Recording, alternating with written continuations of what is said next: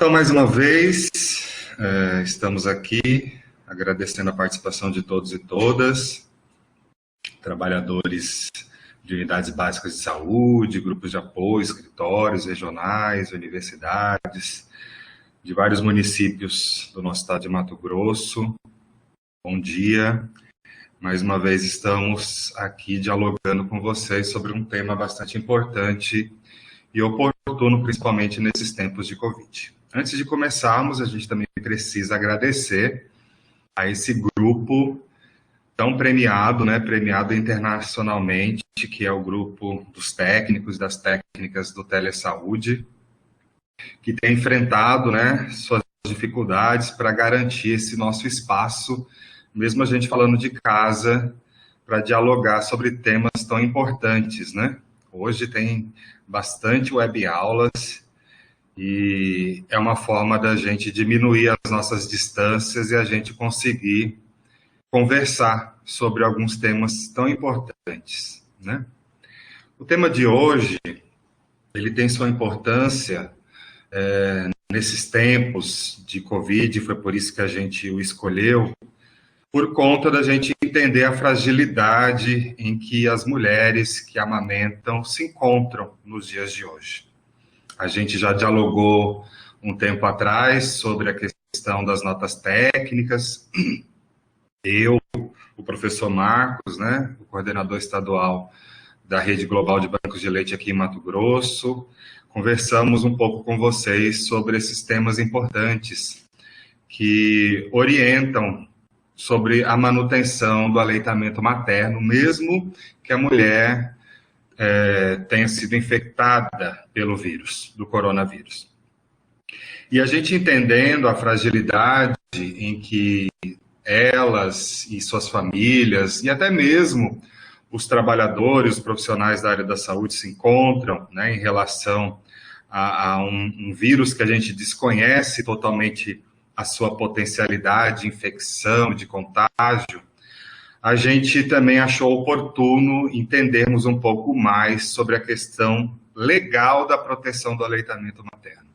A gente discute muito, sobre os benefícios do aleitamento materno, eles são bastante estudados e a gente entende o quanto ele traz de benefício para a saúde da criança, para a saúde da mulher. Mas pouco discutimos em várias situações, não só em web aulas ou palestras, mas até mesmo em rodas de conversa sobre a questão da proteção do aleitamento materno. A questão da legalidade, do cumprimento das leis, dos decretos, das resoluções que protegem efetivamente a prática da amamentação, principalmente contra o marketing abusivo das indústrias que produzem alimentos ou produtos para lactentes e crianças de primeira infância, que é o nosso público-alvo, as crianças menores de 3 anos, principalmente. Então, a gente precisa, e também produtos também destinados às mulheres que amamentam também, Então, a gente precisa entender um pouco mais sobre a questão da proteção legal, dialogar mais com os nossos pares, e é por isso que a gente propôs esse encontro na manhã de hoje. A gente vai falar, ao longo desses minutos, sobre algumas questões pontuais, sobre por que a gente deve defender o aleitamento materno, como que a gente faz para conhecer que lei é essa que protege o aleitamento materno, como é que surgiu essa questão de um acordo, um código internacional que dele derivaram as legislações dos países para proteger o aleitamento materno. O que essa lei traz no seu corpo em relação à promoção comercial, a questão dos eventos patrocinados.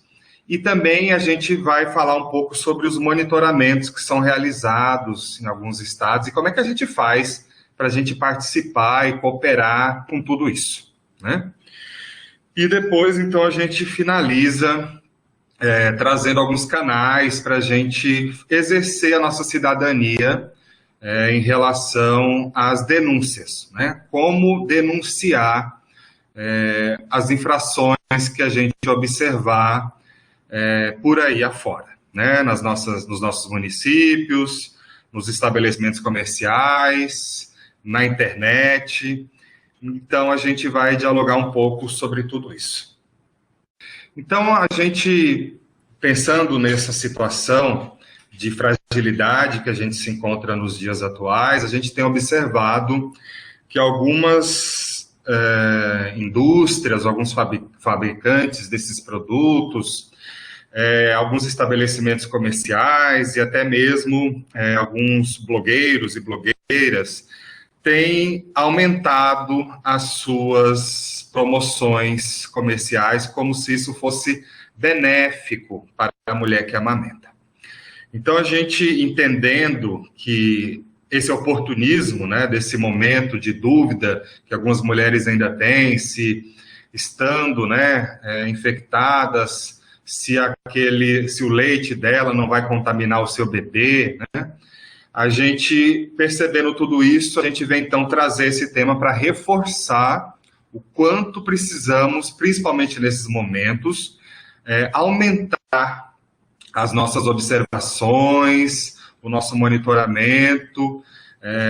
Claro que muitos de nós não estamos, né, saindo, alguns estão conseguindo fazer o isolamento social, permanecendo em casa, mas a gente pode, de alguma forma, cooperar com isso, observando as redes sociais e, naquele momento em que a gente for rapidinho, né, no supermercado ou numa farmácia, dar uma observada se não está havendo algum tipo de infração.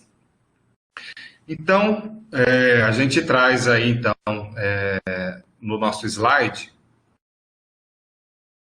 né, meu nome é Rodrigo, eu sou nutricionista da Coordenadoria de Promoção e Humanização da Saúde, da Secretaria de Estado de Saúde de Mato Grosso. Na coordenadoria, eu trabalho como responsável técnico de algumas estratégias da promoção, proteção e apoio ao aleitamento materno. Então, a primeira pergunta que a gente faz para vocês é por que defender a alimentação infantil? A gente, lógico, né? Alguns vão dizer rapidamente porque é importante, né? Porque o aleitamento materno faz bem à saúde da criança, mas nós temos que entender outros pontos, considerar outras questões.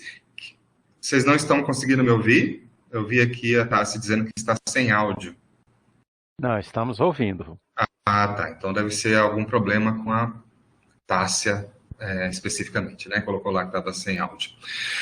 Então a gente precisa entender alguns pontos importantes que a gente trouxe aqui para considerarmos os motivos de defendermos o aleitamento materno e não só pelos seus benefícios à saúde da criança e da mulher. Então, nós vamos falar um pouco, né, trazer alguns pontos sobre a comercialização indevida, o que ela causa para a saúde como um todo, a questão da mortalidade infantil, a prevalência e a importância do aleitamento materno, né, de estudos que foram feitos lá em 2008 e agora retornam, né, novamente um estudo nacional sobre alimentação infantil. A questão do direito, propriamente dito, da mulher de amamentar e do bebê ser amamentado. A rede de apoio, a sua importância nesse contexto. As orientações técnicas, né, que são fundamentais para que a gente possa apoiar da melhor forma possível. E o que as pressões comerciais causam no contexto da saúde como um todo. Então, a gente entende, né, que nesse contexto da proteção do aleitamento materno, a comercialização, quando ela é feita de forma indevida, ou seja, quando ela não segue os critérios legais para a promoção comercial dos produtos que competem com o aleitamento materno, desses produtos que são ditos como substitutos do leite materno, essa comercialização pode ocasionar o uso de práticas inadequadas de alimentação infantil, que podem ter resultados drásticos na saúde dessas crianças, como a desnutrição, as doenças a médio e longo prazo, o surgimento de doenças crônicas e até mesmo a morte, né? Sobre essa questão da mortalidade, nós vamos falar também sobre isso. Então, a gente precisa entender que quando uma comercialização é feita de forma indevida, estimulando o consumo de produtos que competem com o aleitamento materno, nós podemos ter situações dramáticas, né? Advindas das complicações de uma alimentação infantil inadequada. Ou seja, o que seria inadequado para uma criança, né, recém-nascida e uma criança na primeira infância em relação à sua alimentação? O inadequado é ela não amamentar exclusivamente por 6 meses completos.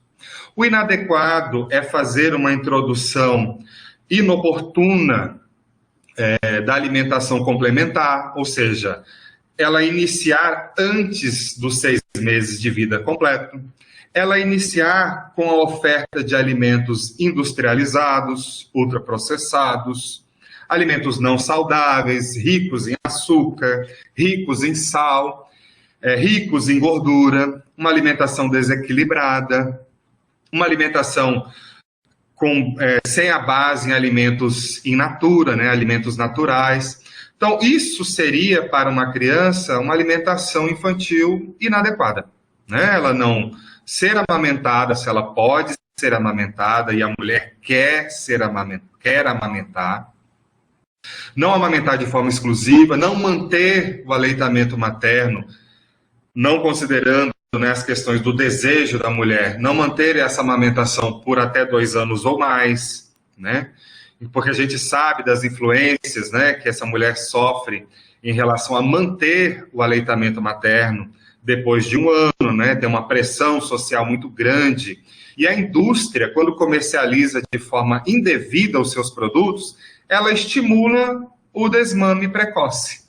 Ela estimula que a criança consuma produtos não indicados para a sua idade, né? Tem muitos produtos industrializados destinados a crianças a partir de 6 meses. Então, a gente precisa ficar atento em relação a essa comercialização indevida para que a gente não tenha resultados ruins para a saúde dessa criança e até mesmo a sua morte. E aí a gente, então, traz a questão da mortalidade infantil, né?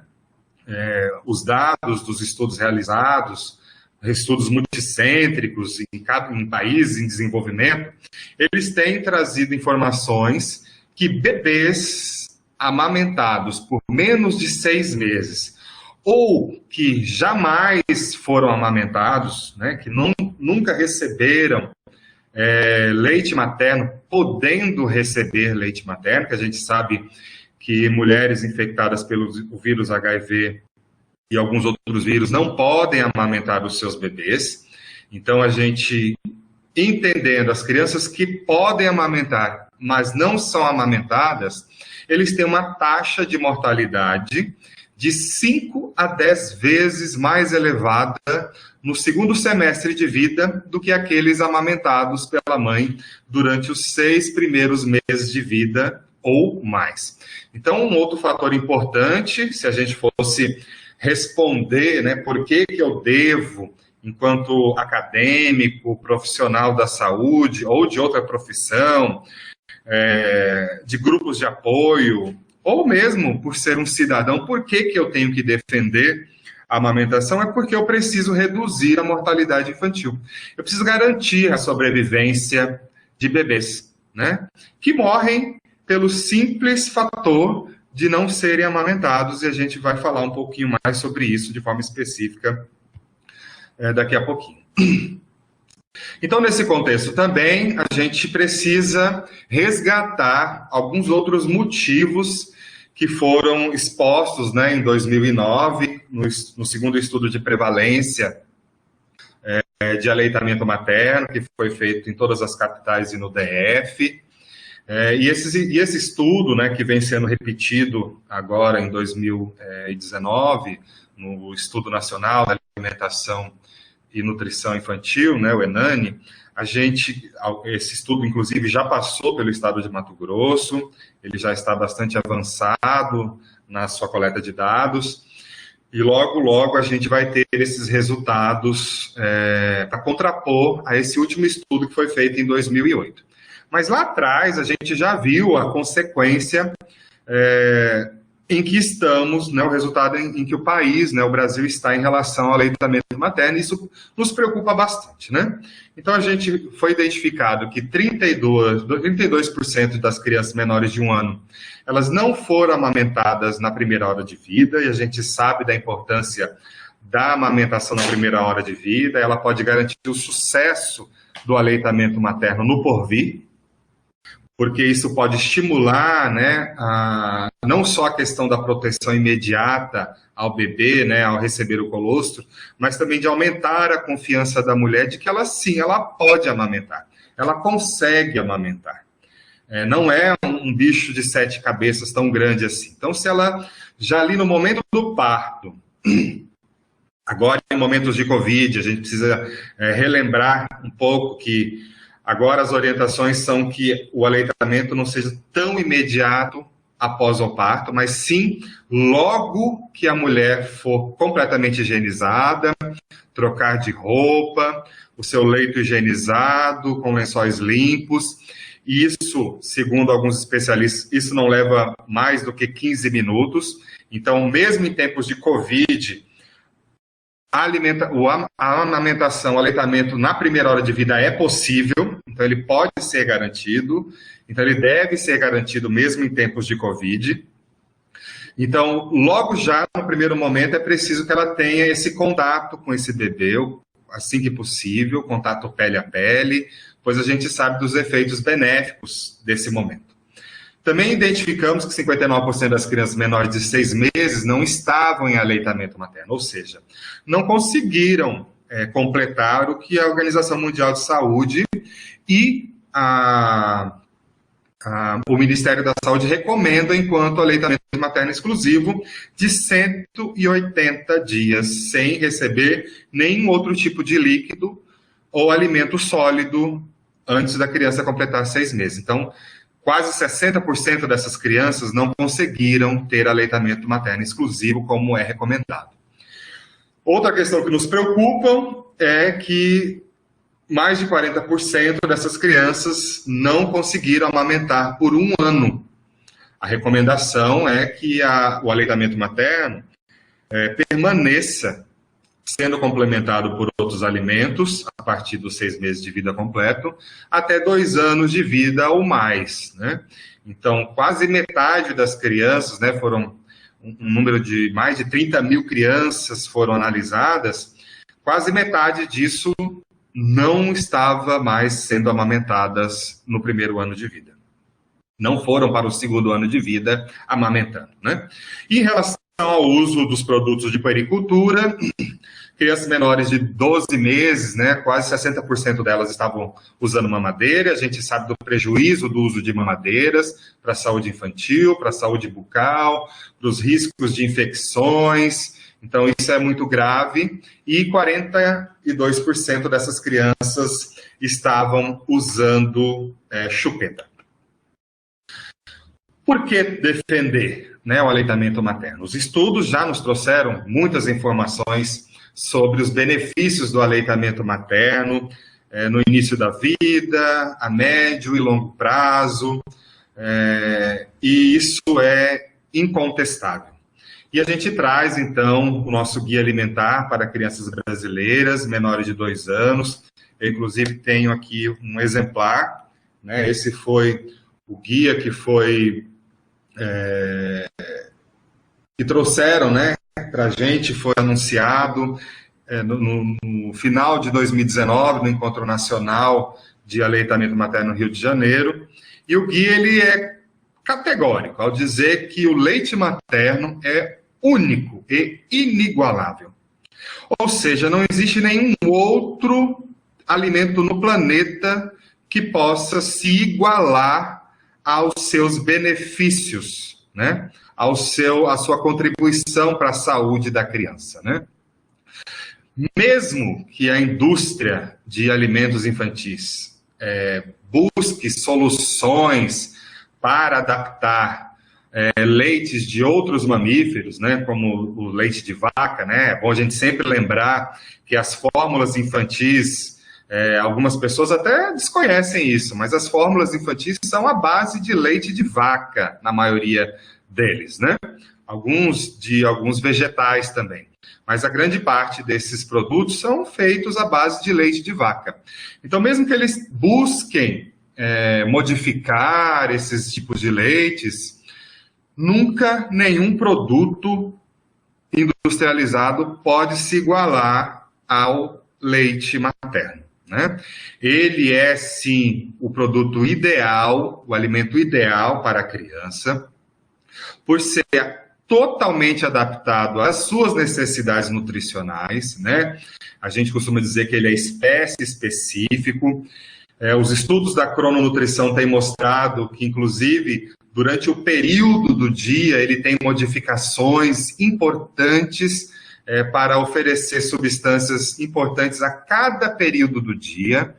Então, a composição do leite, ele vai se modificando ao longo do dia, o que nenhum produto artificial consegue fazer.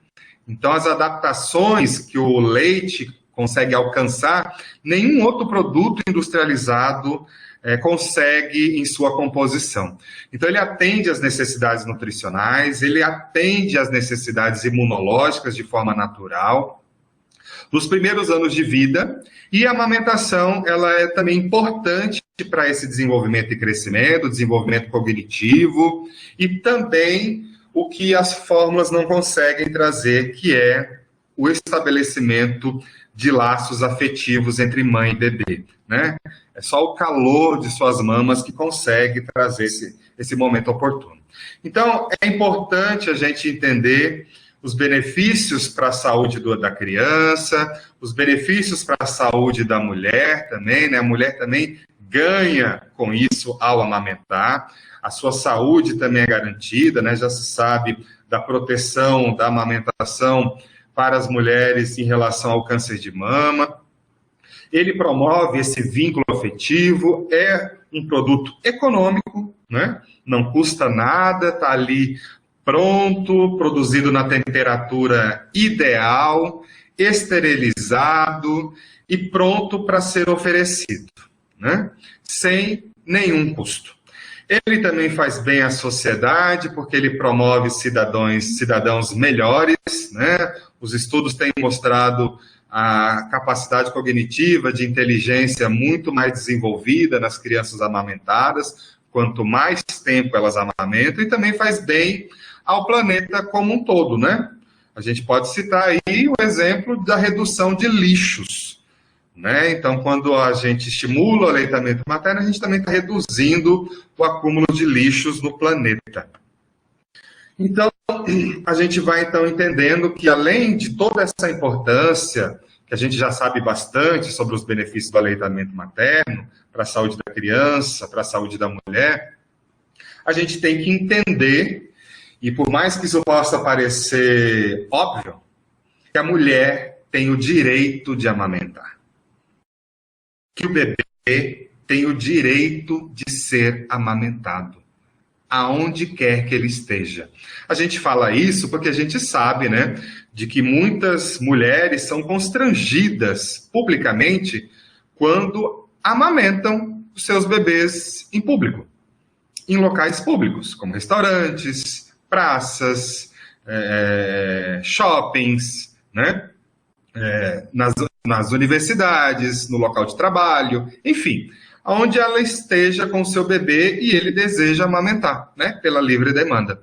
Então, a gente precisa entender esse contexto não fantasioso, não nos iludirmos de que as mulheres não são constrangidas constantemente. Então, a gente precisa entender que ela está exercendo um direito seu, cidadã, de amamentar. E está garantindo o direito pleno do seu bebê de ser alimentado da forma mais adequada para aquele momento. Então, amamentar é um direito da mulher. Ser amamentado é um direito da criança. Esse exercício, ele não depende também apenas da vontade e da decisão da mulher. Por isso que a gente trouxe esse exemplo. Nem sempre algumas mulheres conseguem exercer o seu direito de alimentar o seu bebê, quando ela é constrangida publicamente por não amamentar. Quando ela não tem condições no seu local de trabalho, na sua empresa, de ordenhar, de extrair o seu leite e reservá-lo num local, num refrigerador adequado, que são o que a gente chama das salas de apoio à amamentação nas empresas, e de assegurar levar esse leite para o seu bebê, para que ele consuma o seu leite materno. Para que ele consuma o seu leite, o alimento adequado para o seu bebê, quando ela não estiver em casa, porque a gente sabe que a realidade de muitas mulheres trabalhadoras é o retorno ao trabalho logo após a sua licença, que é, para muitas delas, de apenas 4 meses. Então, a gente ainda tem uma luta muito grande por aí para proteger o aleitamento materno, que é garantir, no mínimo, a licença materna de 6 meses para todas as mulheres trabalhadoras do país. Então, algumas não têm isso e ainda encontram a dificuldade de extrair o seu leite e de garantir, por direito, que o bebê seja amamentado do melhor alimento possível. Ficou mudo para todos ou não? Não, ok. Então é aquela mesma situação, tá, Marcli? Vê aí com o Kleber. Então a gente precisa entender que nem sempre a mulher consegue exercer plenamente os seus direitos de amamentar. Muitas vezes, apesar, de querer, ela não consegue amamentar como gostaria.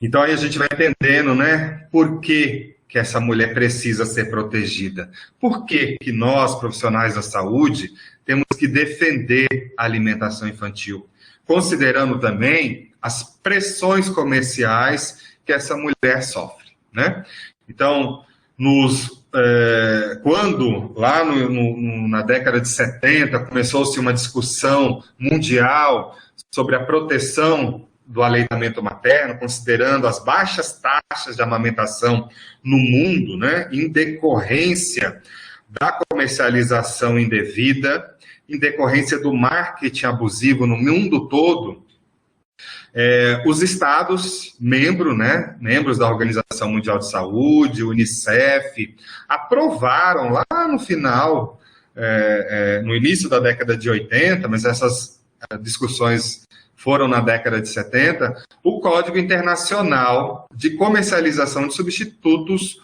do Leite Materno, porque eles constataram que as pressões comerciais estavam desencorajando e criando obstáculos à amamentação. A gente talvez não vai lembrar disso, mas as nossas mães, as nossas avós vão lembrar de que naquela época, na década de 70, era comum as maternidades, as mulheres, logo ao parir e receberem alta, antes mesmo da alta, receberem kits com mamadeiras e fórmulas infantis. Então, assim, elas já eram desencorajadas já ali no momento de voltar para casa. E isso causou um grande decréscimo das taxas de amamentação e, consequentemente, o aumento das infecções por diarreia, o aumento das infecções respiratórias, e sem falar também, que a gente sabe já hoje em dia, o quanto está relacionado às doenças crônicas também, como obesidade e diabetes, em relação às crianças que não são amamentadas. Então, eles identificaram por pesquisas que era preciso um grande movimento para restringir e até mesmo eliminar muitas das práticas de venda e de propaganda usadas na comercialização de alimentos infantis e também dos produtos de puericultura, como mamadeiras, bicos, chupetas, e depois foram surgindo outros, né, como os protetores de mamilo. Então, eles reconheceram que interesses comerciais podem interferir, e isso, né, naquela época, eles percebiam essas ocorrências frequentes em todos os países, e essa interferência estava também relacionada nas decisões dos profissionais sobre como orientar a alimentação de lactentes e de crianças da primeira infância.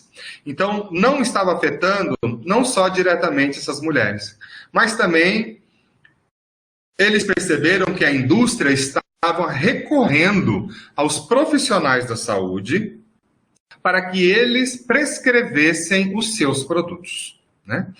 Então, viagens, prêmios, tudo isso era ofertado para esses profissionais para eles poderem prescrever. E o impacto disso foi a redução das taxas de amamentação no mundo todo, né?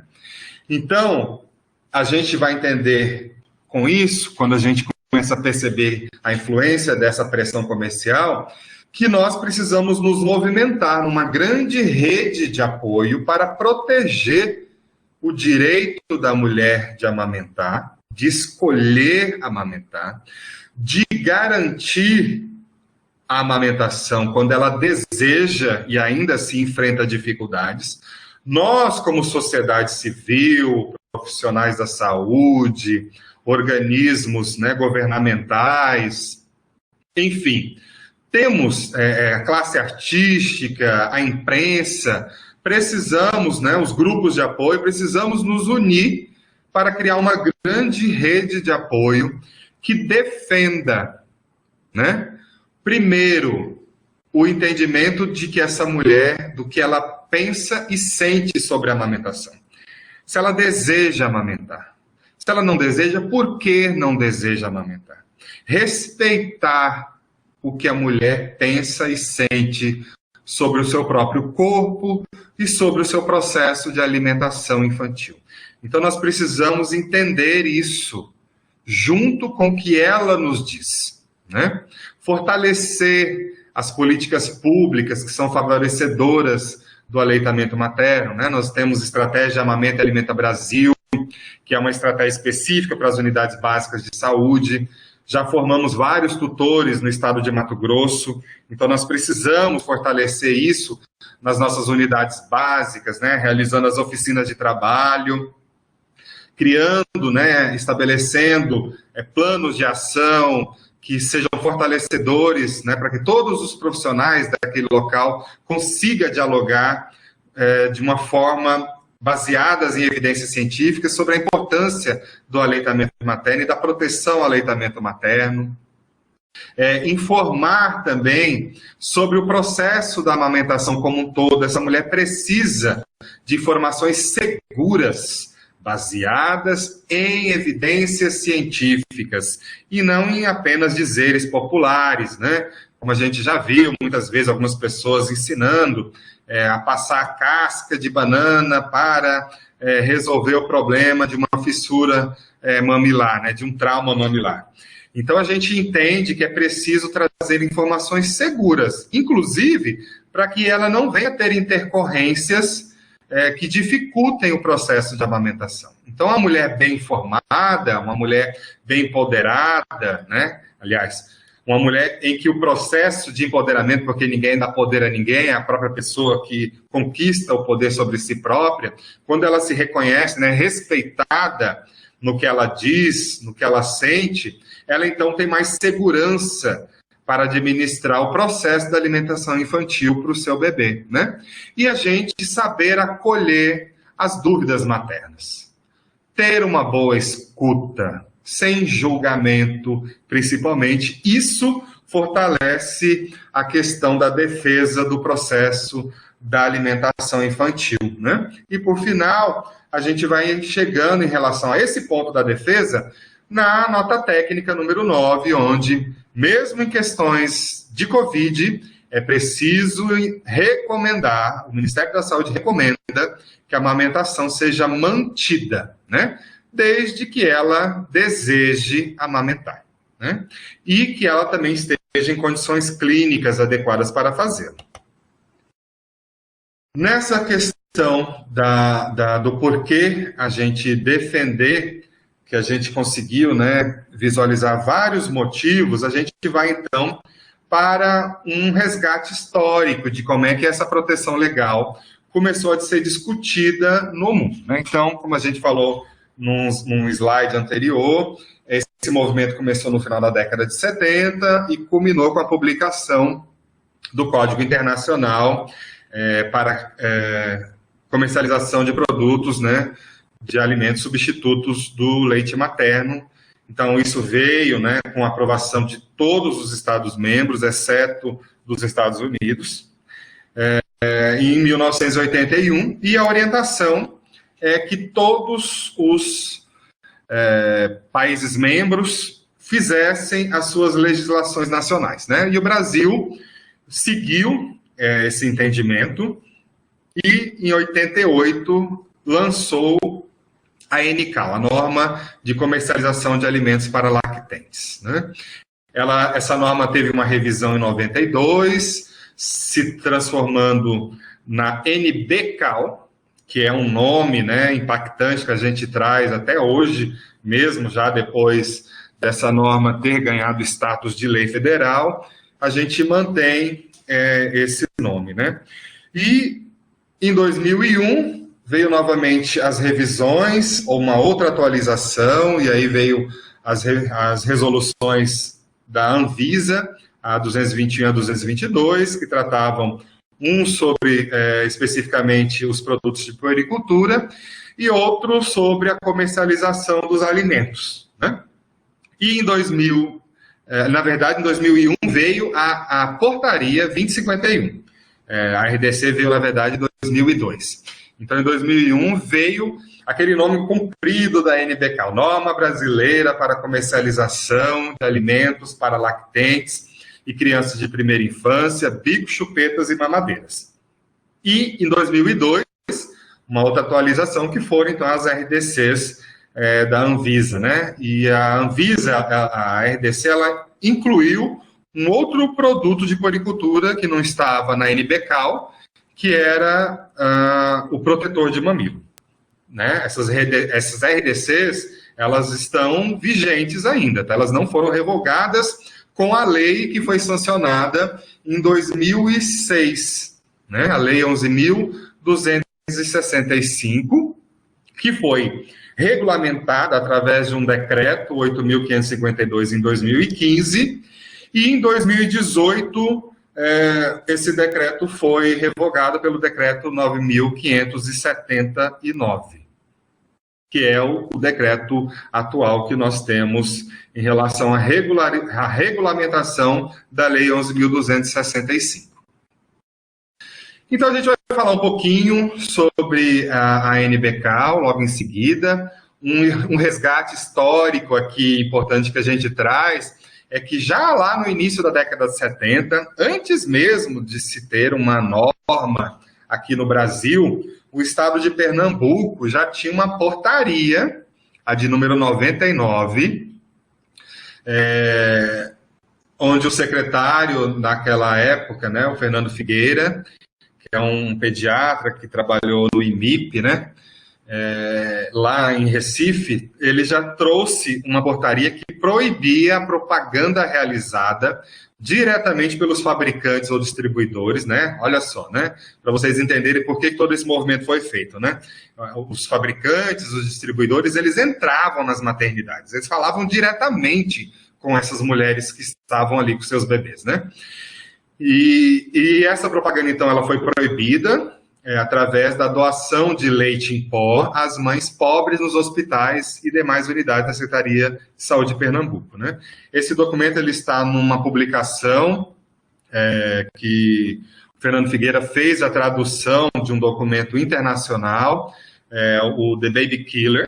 Eu tenho aqui um exemplar, eu estive recentemente em Recife, visitei o IMIP e ganhei esse exemplar, que chama O Matador de Bebês. É uma tradução feita do original do Mark Miller, que foi nessa mesma época em que saiu essa portaria lá no estado de Pernambuco. Então a gente vai falar aqui também um pouquinho para a gente conhecer um pouco mais sobre o que é essa NBCal, né? Ela traz sobre a questão, principalmente, da proibição da comercialização indevida de produtos que competem com o aleitamento materno, mas ela também traz pontos importantes que a gente precisa ler sobre doação, amostras, né, principalmente aos profissionais da saúde, que recebem visitas, inclusive sobre a visita de representantes, né? Ninguém é obrigado a receber um representante no seu local de trabalho, mas se o receber, isso tem que ser feito através de protocolos, e é preciso entender, se for receber também uma amostra, quantas unidades pode o profissional de saúde receber. Fala também sobre brindes, sobre premiações, sobre patrocínios e sobre também a confecção, sobre rotulagem de produtos, né? Como é que os rótulos dos produtos devem ser, né, quando os produtos são destinados a esse público, e também sobre a produção de materiais educativos sobre alimentação infantil, né? Então, em relação à promoção comercial, que é o ponto que a gente mais observa, né, em relação aos estabelecimentos comerciais que vendem esses produtos, é que alguns produtos têm algum tipo de proibição em relação à sua promoção comercial. Ou a proibição é total, não podendo ser nenhum tipo de promoção comercial, ou para que a promoção comercial aconteça de alguns tipos de produtos, ela tem que seguir algumas regras, né? Essas proibições, elas estão relacionadas a qualquer tipo de meio de comunicação, eletrônico, escrito, auditivo ou visual, e quando essa promoção comercial tem a finalidade de induzir a aquisição ou a venda dos produtos abrangidos. Então, isso está relacionado à exposição especial, por exemplo, como ilhas de produtos, pontas de gôndolas, né? Que é aquela parte da ponta da prateleira de produtos, exposição nos estabelecimentos comerciais, prateleiras de vidro, né, que tem a parte exposta para a parte externa do estabelecimento comercial, né? Descontos de preço, né? Alguns produtos não podem ter descontos de preço, nem mesmo aqueles cupons de desconto. Não sei se vocês já foram em alguns estabelecimentos, quando você passa lá o seu CPF, vem um cupomzinho assim com vários descontos de produtos, né? Ali não pode ter desconto para os produtos que estão no escopo da NBCal. E para aqueles que podem, tem algumas regras que a gente vai falar logo em seguida. Prêmios, brindes, vendas vinculadas também, tudo isso está em relação à proibição da promoção comercial na nossa NBCal, né? Na nossa Lei 11.265. Então, os produtos que são com promoção comercial proibida, de jeito nenhum você pode fazê-los. Fórmulas de nutrientes, que são aqueles produtos que você acrescenta no leite materno, fórmulas infantis e para lactentes, né, aqueles do número 1, e as fórmulas infantis de segmento, a número 2. Mamadeiras, bicos e chupetas também têm a sua proibição da promoção comercial. Outra questão importante é quando ela é permitida, que são, por exemplo, as fórmulas de segmento infantis de segmento para crianças na primeira infância, ou seja, a partir de 1 ano de vida, os leites fluidos, né, leite em pó, leite modificados, precisa ter no local onde está tendo a promoção comercial essa informação aqui em caixa alta, negrito, 20% do tamanho da maior letra da oferta, que está lá sendo feita a oferta, e com borda, né, dizendo o Ministério da Saúde informa, o aleitamento materno evita infecções e alergias e é recomendado até os 2 anos de idade ou mais. Isso também serve para o rótulo das embalagens desses produtos, tá? Não só apenas no local onde está tendo uma promoção comercial. Os outros produtos, que são os alimentos de transição, papinhas, mucilagens, ou até mesmo, né, alimentos ou bebidas à base de leite, aí pode também ter a promoção comercial, mas um outro tipo de frase específica, onde diz que após os 6 meses de idade, continua amamentando seu filho e ofereça novos alimentos. A promoção comercial, então, para que ela aconteça, ela tem que seguir essas regras que a gente encontra na leitura da Lei 11.265. Isso, para que essa lei se cumpra, é feito um monitoramento nacional. Esse monitoramento ele é promovido pela Rede Internacional em Defesa do Direito de Amamentar, já há muitos anos, que é a IBFAM Brasil, do qual nós, enquanto Secretaria de Estado de Saúde, cooperamos desde 2018, institucionalmente, apoiados por um projeto de extensão em parceria com a Universidade Federal de Mato Grosso, a Faculdade de Nutrição, onde nós temos algumas acadêmicas voluntárias e professoras que levam esse projeto, realizando o nosso monitoramento nos estabelecimentos comerciais de Cuiabá e de Várzea Grande já desde 2018. Então, os dados que a gente tem em relação ao monitoramento nacional que acontece, né, aconteceu em 2018 em 11 estados e 28 municípios, 101 empresas foram notificadas, empresas prioritariamente estabelecimentos comerciais, como supermercados e farmácias, e foram encontradas 228 infrações. A maioria delas com promoção de produtos que permitia a promoção, mas não tinha a frase de advertência. E 27 infrações foram de produtos, como a gente falou lá, como as fórmulas infantis para lactentes, que é proibido qualquer tipo de promoção comercial. Esse monitoramento a gente fez aqui em Cuiabá no ano passado também, aumentou o número de estabelecimentos que a gente realizou, a gente, né, aumentou também o número de participantes, a gente conseguiu chegar em mais de 70 estabelecimentos entre Cuiabá e Várzea Grande, e ainda assim a gente vem encontrando resistências em relação a número de infrações, resistência não, em ocorrências, né, de infrações, principalmente de promoção comercial indevida, né? E entendendo, né, o nosso papel nesse monitoramento, a gente resgata aqui uma fala de uma das fundadoras da IBFAM, a Pat Handel, que numa das reuniões que aconteceram com o Conselho Executivo da Organização Mundial de Saúde nesse ano, em fevereiro, onde a Organização Mundial de Saúde, veja bem, estava, talvez, né, supondo-se, não resistindo às pressões comerciais das indústrias fabricantes desses produtos, anunciou que a partir de 2026, um relatório que é um boletim informativo que trazia um compilado, né, de todas as infrações registradas nos países membros, né, do Código Internacional, que foi esse boletim foi construído, né, lá no início do Código, onde a cada 2 anos seria informado essas ocorrências de infrações. Eles resolveram que não teria mais essas informações, esse boletim não aconteceria mais a partir de 2026.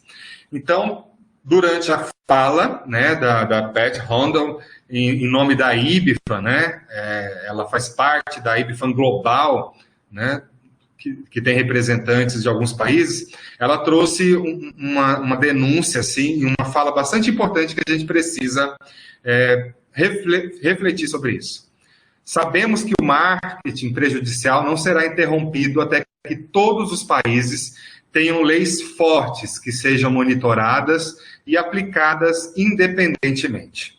A ideologia de parceria de várias partes interessadas que a OMS está adotando agora tem piorado as coisas, com as empresas recebendo acesso, como nunca antes, à formulação de políticas e aos espaços de negociação.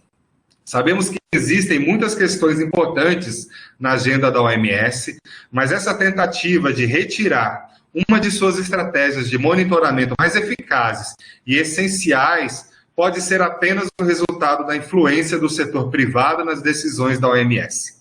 Descrevê-lo como racionalização é falso.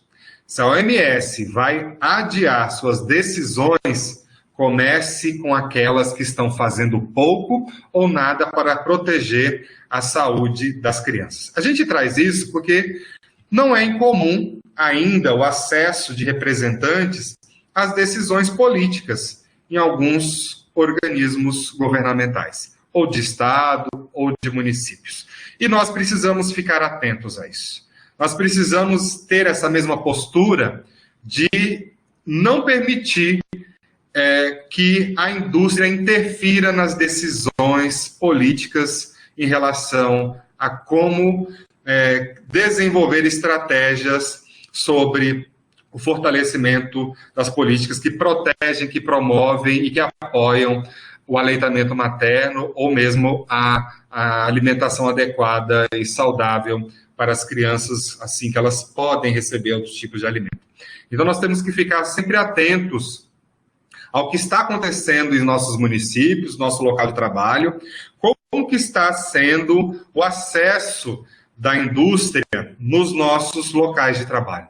Como que a gente está recebendo esse representante e que alcance que isso está tendo nas nossas decisões, nas nossas tomadas de decisão sobre como vamos trabalhar em relação à alimentação infantil. Então, esse monitoramento nós temos que fazer constantemente, não só monitorar por aí afora os estabelecimentos comerciais, mas também monitorar as relações de trabalho em relação à proteção do aleitamento materno.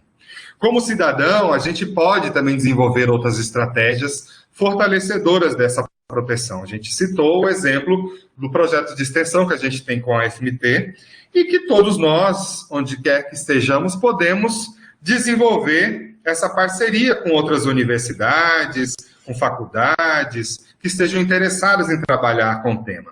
A arte também é um mecanismo que a gente pode, um instrumento que a gente pode utilizar sendo favorável, né? A gente cita o exemplo aí do filme Tigers, que foi lançado em 2014, né?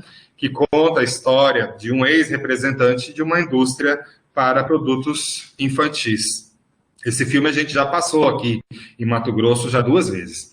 Estimular rodas de conversa para a gente dialogar sobre isso, sobre a importância da proteção, trabalhar em materiais didáticos como cartilhas, web-aulas como essa, né? E fazer o monitoramento cidadão. Sim, nós temos direito como consumidor de monitorar o que está acontecendo, se tem alguma infração acontecendo em algum estabelecimento comercial, nas redes sociais, enfim, se tem alguma promoção comercial indevida acontecendo nas localidades que a gente frequenta. E se isso acontecer, buscarmos os nossos canais de denúncia, né? O primeiro deles é a Anvisa, onde a gente tem, através do Fale Ouvidoria, você pode preencher um formulário, incluindo, inclusive, fotos, né, imagens dessa denúncia. Quando a gente faz o monitoramento, a gente fotografa, né, se aquela promoção comercial é indevida, proibida, ou se ela está sendo feita de forma incorreta, né, quando ela é permitida. E a gente pode, ou diretamente denunciar isso para a Anvisa, ou, se é um estabelecimento comercial, nós temos que procurar se a vigilância sanitária ela é gestão plena no nosso município. Se ela é gestão plena, a gente denuncia diretamente para a vigilância sanitária do município, se não, para a vigilância sanitária do Estado. E eles têm um prazo de até 15 dias para nos responderem sobre essa denúncia. Então, procurem, exerçam a cidadania em relação à promoção comercial sobre a proteção do aleitamento materno, faça valer a lei, essas são as referências bibliográficas que a gente consultou, faça valer a lei em relação à proteção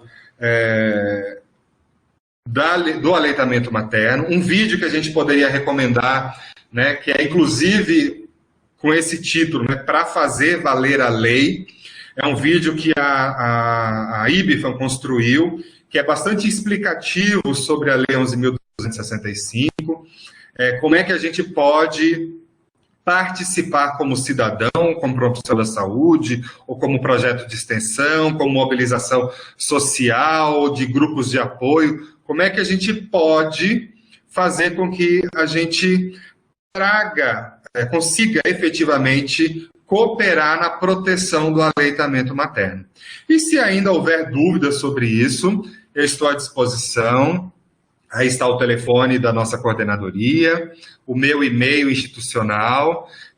Eu sou o responsável técnico por essa parte da NBCAL, do cumprimento da NBCAL. E se tivermos algumas dúvidas sobre como a gente pode cooperar com a sociedade para proteger o aleitamento materno, eu estou sempre à disposição.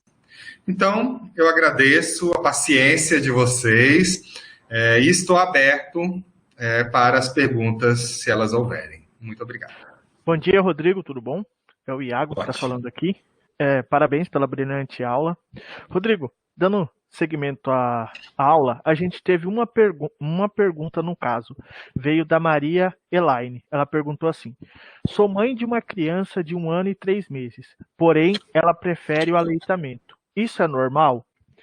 Ou tenho que desmamar para ela comer normal? Pois sabendo que a amamentação pode ser dada até os 2 anos. Então, que bacana, né? É uma dúvida bastante recorrente, né? Principalmente, isso às vezes até pode denunciar, se a gente pode dizer assim, que você possa estar sofrendo alguma pressão da sociedade, né? Para parar de amamentar. Não é incomum as mulheres escutarem, até mesmo dos seus próprios familiares, e também de profissionais da saúde, uma frase terrível para o ouvido delas, para os ouvidos delas, né? Mas ainda está amamentando? Esse bebê desse tamanho ainda está amamentando? Gente, isso causa uma dúvida e uma fragilidade sem tamanho nas mulheres. Esse ainda é algo que a gente precisa exterminar, eliminar dos nossos diálogos com essas mulheres. Como se não fosse adequado ela amamentar um bebê com 1 ano de vida, né? Então, você mesma trouxe a resposta, né? A recomendação é de amamentar o bebê até 2 anos ou mais, ou até quando você e o seu bebê desejem isso. Você e o seu bebê entenda a importância e o desejo de continuar amamentando. As recomendações falam que a contribuição do aleitamento materno para a proteção imunológica e nutricional, para ganho de peso, né, ou para o crescimento e desenvolvimento, são importantes até mesmo após o 1º ano de vida, até mesmo após o 2º ano de vida. Então, se você deseja amamentar, se você acha que é importante, amamente. Por até 2 anos ou mais, ou até quando você e seu bebê acharem que é oportuno.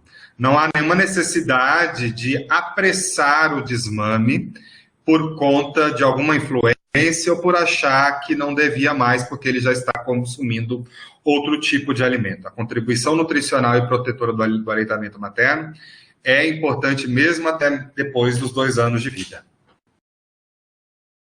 Ok. Tá. Tem mais alguma coisa para completar? Não, sobre essa questão está ok. Assim, chegou uma próxima pergunta, veio da Jane, ela pergunta assim: este ano haverá monitoramento? Se sim, quando e como será? Essa é uma pergunta bastante oportuna, que eu acredito que até as nossas voluntárias do projeto de extensão estejam ali atentas, né?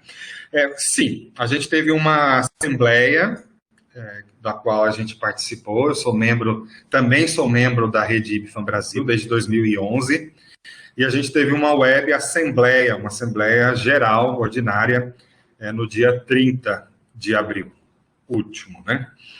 E foi definido que sim, haverá um monitoramento em 2020, mesmo em tempos de Covid, porém, ele será um monitoramento virtual, exclusivamente virtual. A gente vai monitorar as redes sociais e os sites dos fabricantes e dos revendedores, distribuidores e que comercializam esse produto pela internet. Então, esse monitoramento vai acontecer. Já foi determinado a equipe que vai coordenar o monitoramento nacional.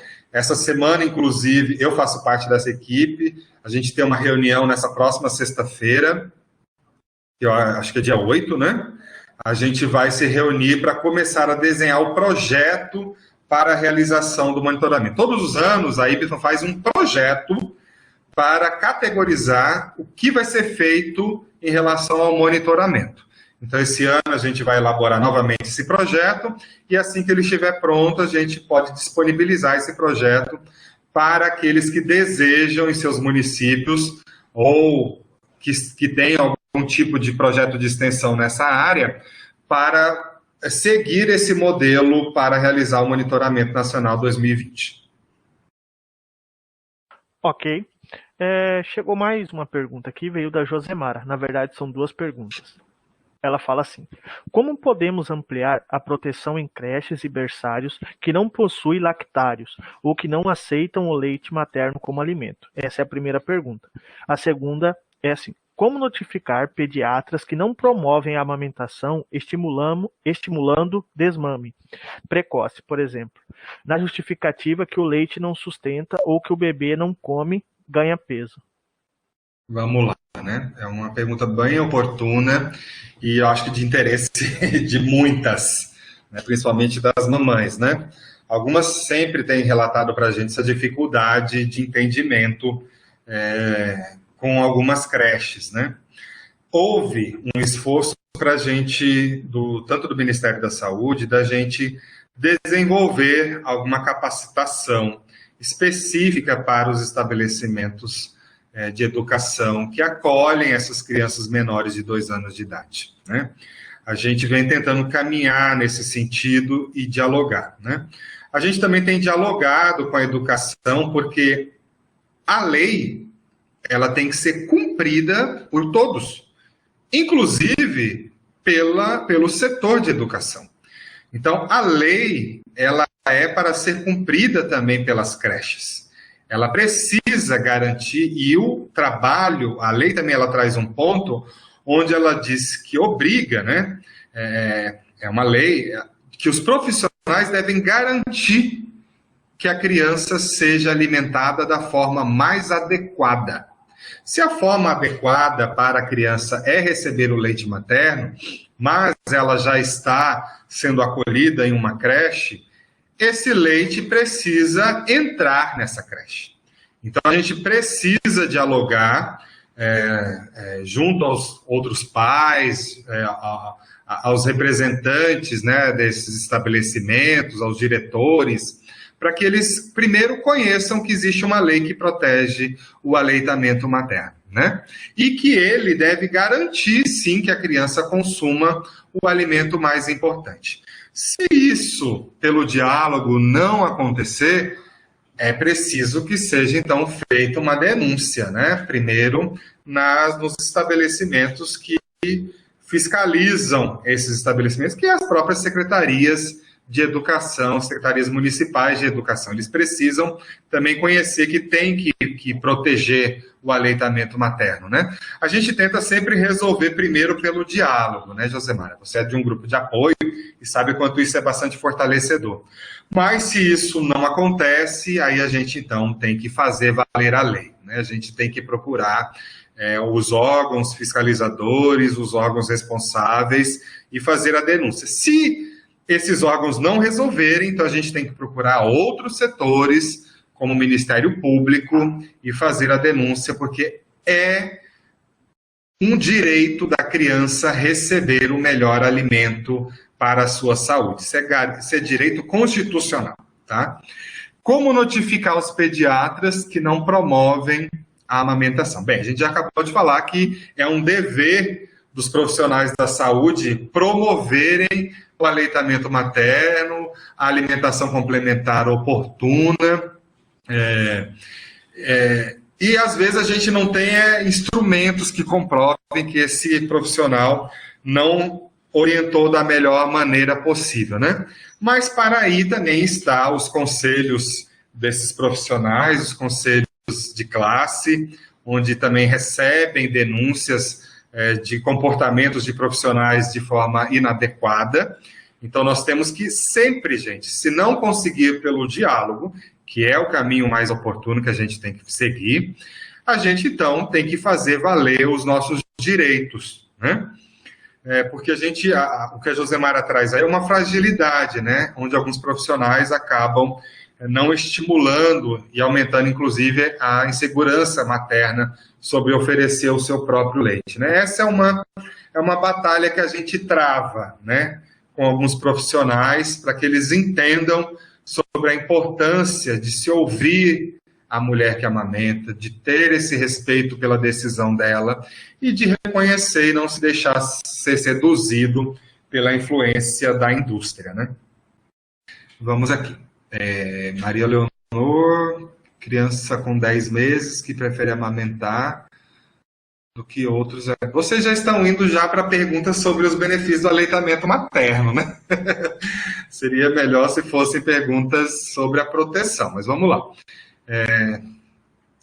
Que prefere amamentar do que outros, esse hábito pode deixar a criança sem nutrientes necessários ao seu desenvolvimento? Bem, é sempre bom que essa criança, acredito que ela tenha que estar sendo acompanhada por um profissional de saúde, pediatra ou nutricionista, para entender os motivos de que ela esteja apenas recebendo leite materno. A gente sabe, pelas recomendações mundiais, pelo Ministério da Saúde, que a partir do 7º mês de vida, ou seja, quando a criança completou 6 meses, é preciso que haja o complemento de outros alimentos, porque sabemos que a partir desse momento, só o leite materno não é suficiente para garantir as necessidades diárias de nutrientes para o necessário crescimento e desenvolvimento.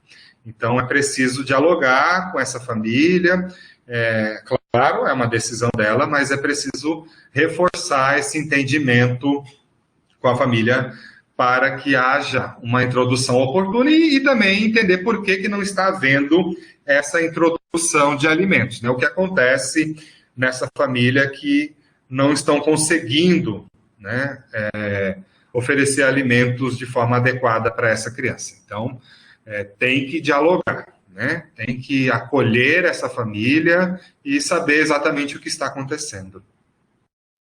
Ok, Rodrigo.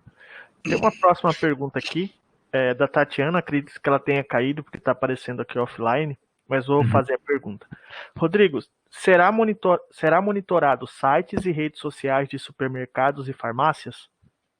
A Tatiana Berg é a professora coordenadora do nosso projeto de extensão, que temos em parceria com a Faculdade de Nutrição da UFMT. Oi, Tatiana, seja bem-vinda de novo. Sim, também será monitorados nas redes sociais dos supermercados e das farmácias.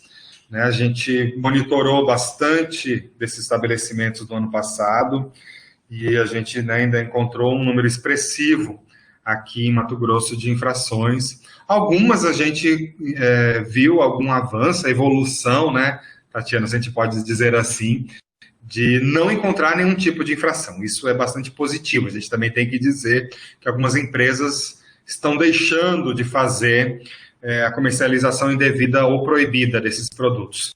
Mas a gente vai, sim, inclusive, esse projeto que está sendo elaborado pela IBFAM é que vai orientar como exatamente a gente vai conduzir o monitoramento esse ano.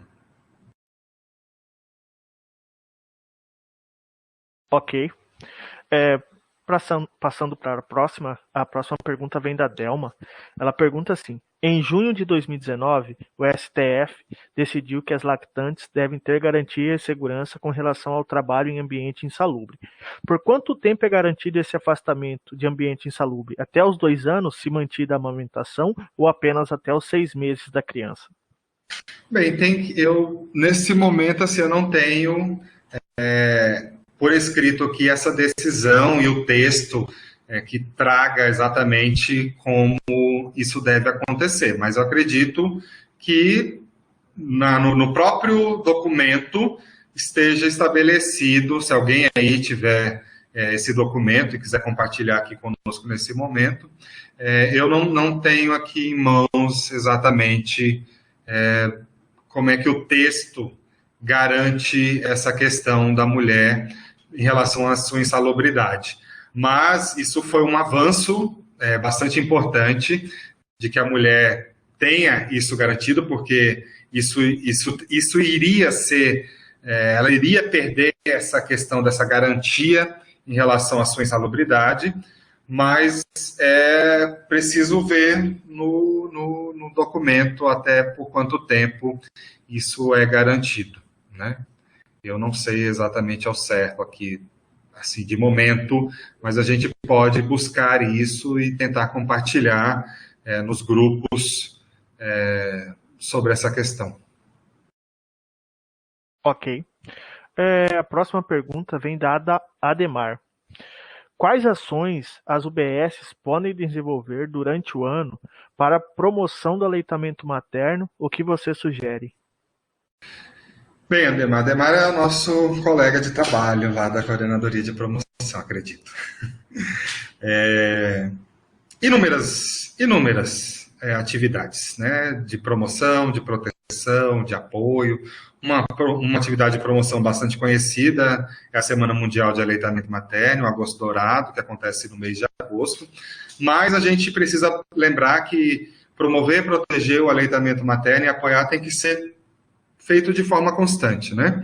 Como eu falei, existe uma estratégia específica sobre a questão do aleitamento materno, que é para as unidades básicas de saúde, que é a Estratégia Amamenta e Alimenta Brasil, onde os tutores formados, né, nas capacitações desenvolvem uma oficina de trabalho de 4 horas para todos os trabalhadores da equipe das unidades básicas de saúde, falando sobre o tema do aleitamento materno e da alimentação complementar. E, num segundo momento, eles criam planos de ação para desenvolver ações pontuais que serão incluídas na rotina do atendimento aos usuários. Então, isso pode ser através de cursos, de grupos, de vídeos na sala de espera, de bate-papo, de rodas de conversa. Enfim, eles sempre elegem várias atividades que são promotoras ou protetoras do aleitamento materno, né? As UBSs também podem fazer uma parceria com as unidades de escola, né? Aí eu respondo lá a pergunta da Josemara. Os profissionais da saúde das unidades básicas que tenham creches na sua área de ação podem dialogar com esses espaços, fortalecendo sobre a importância de se garantir que a mulher que está amamentando entregue o seu leite ali na creche e que esse leite é que seja oferecido ao seu bebê. Então, é também um trabalho importante dos profissionais da saúde dialogar com a educação, né? Existe o PSE, o Programa Saúde na Escola, que a nossa coordenadoria de promoção e humanização que coordena esse programa do estado de Mato Grosso, e através dele a gente dialoga com os estudantes, com os profissionais, sobre a questão da alimentação também. E a gente não pode deixar de lembrar que leite é um alimento, né? Leite materno é um alimento. Então, é uma oportunidade também da gente dialogar com essas escolas em relação a isso também, né? Então, é uma forma também das unidades básicas de saúde desenvolverem ação de promoção e proteção ao aleitamento materno. Ok. A Maria Cristina fez um comentário aqui. Ela fala assim: acredito que trabalhar com educação permanente, tanto com as equipes como as mães, multiplicando as boas práticas do aleitamento, pode contribuir. Acredito que ela tenha. Sim. Envolver a comunidade nos processos de educação permanente, as unidades básicas de saúde, é primordial também para que essas mulheres se sintam empoderadas sobre a sua decisão de como alimentar os seus bebês. Então, trazer a discussão para a comunidade é uma forma da gente fortalecer, inclusive também a proteção do aleitamento materno.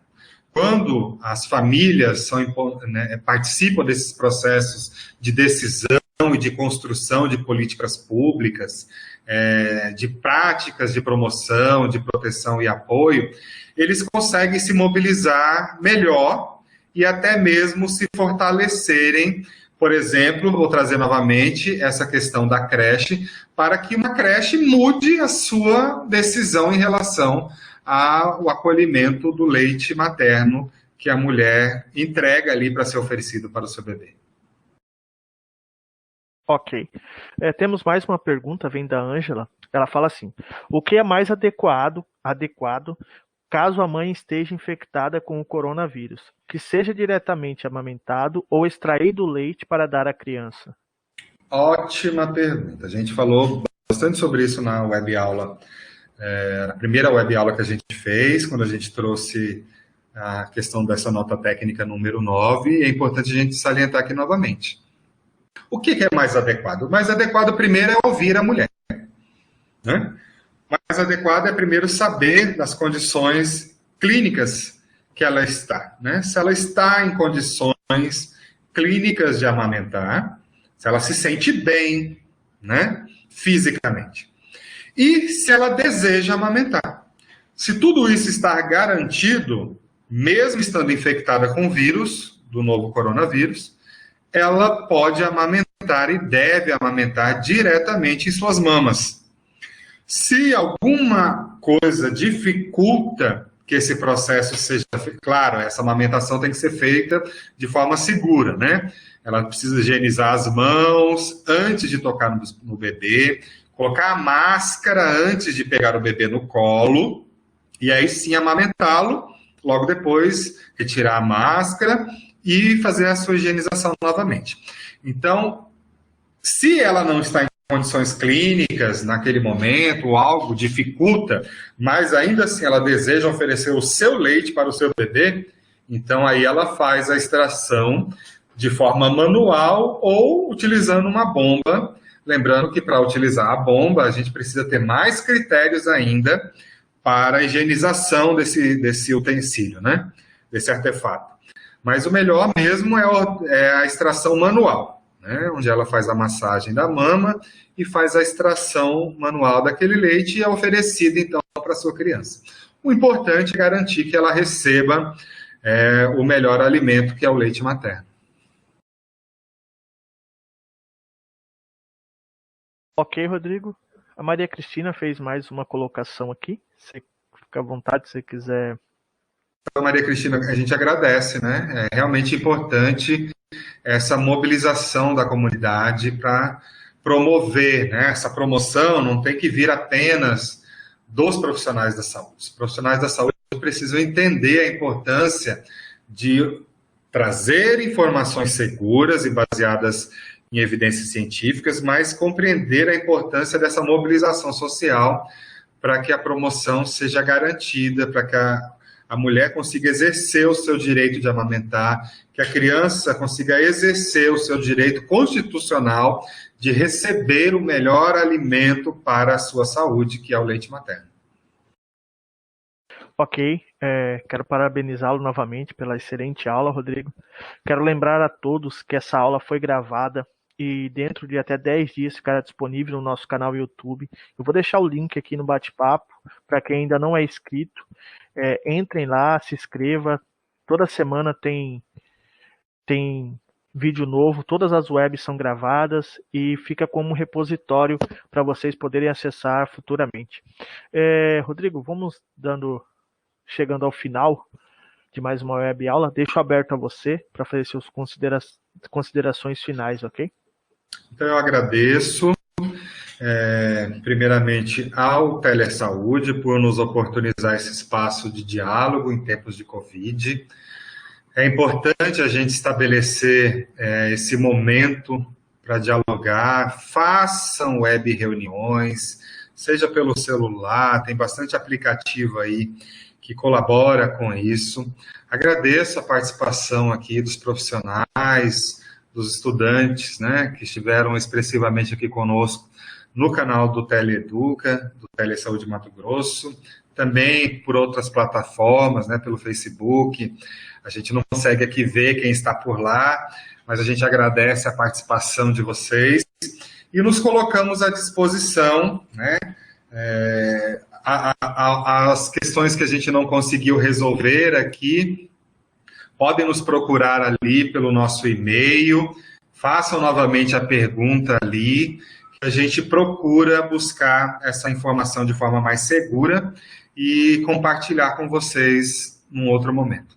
Então, a gente agradece, mais uma vez, obrigado, e vamos aí caminhando para a gente conseguir assegurar de forma adequada, mesmo em tempos de Covid, a proteção ao aleitamento materno, entendendo, né, o quanto essas mulheres, mesmo que desejam amamentar, enfrentam situações desfavorecedoras, seja pela uma ausência de rede de apoio, ou também pela essa comercialização indevida, injusta e feita de forma incorreta, que pode interferir na sua decisão de amamentar o seu bebê. Então, muita gratidão a todos e todas.